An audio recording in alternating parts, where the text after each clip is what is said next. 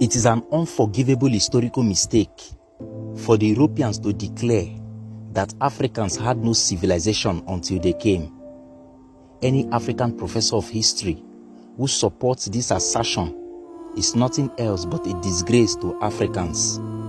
Even the first Europeans to enter Africa acknowledged Africans in around 450 BCE as the first civilized people in the world.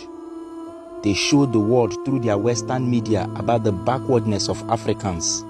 Meanwhile, Africans in West Africa over 500 BCE to 200 AD were the first to start the Nok civilization. Were the first to start the Nok civilization, where Africans in West Africa made huge sculptures from terracotta.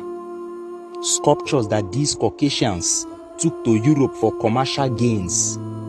The Europeans invaded Benin.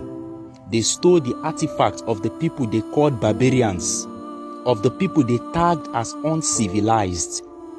Africans have already started the smelting of steel in Tanzania around 1500 BCE. In the science of medicine, Africans have already started the science of gynecology, which is the scientific study or the medical study in women's health.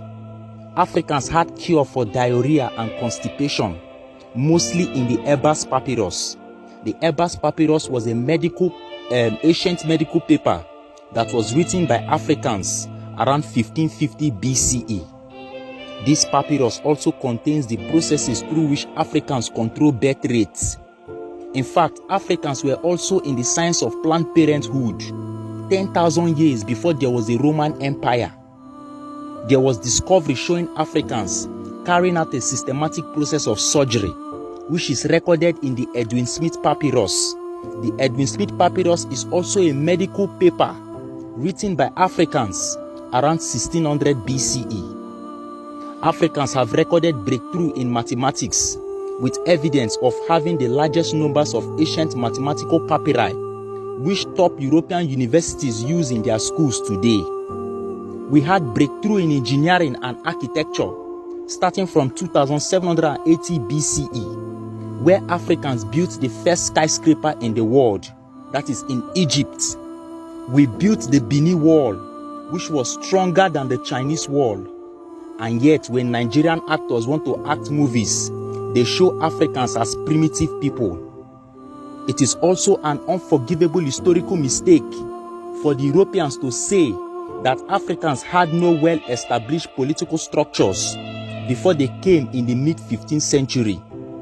Lord Lugard left India, came to Nigeria to establish the British indirect rule colonial policy in 1906 with the hope that it will be a success as it was in India.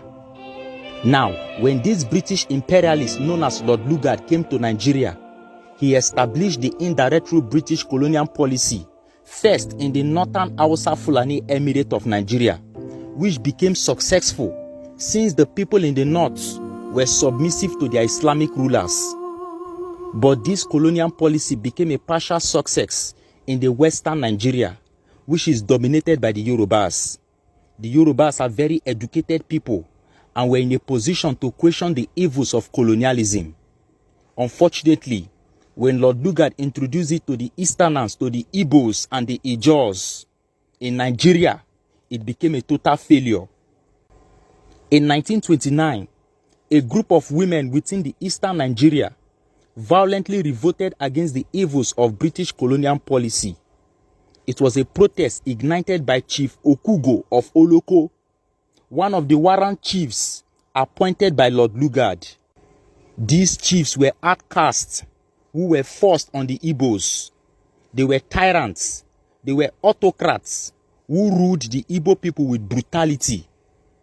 They became nightmare to the people and with their excessive taxing of the villagers.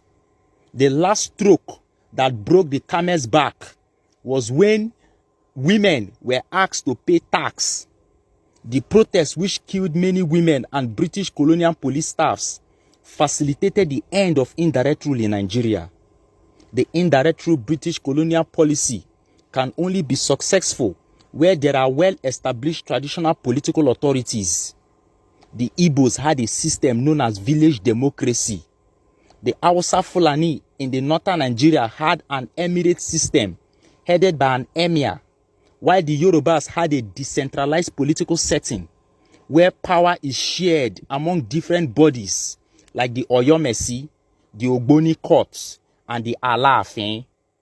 The Yorubas were not much submissive as the Hausa Fulanis in the northern Nigeria, which was why the colonial policy achieved little success in the western Nigeria.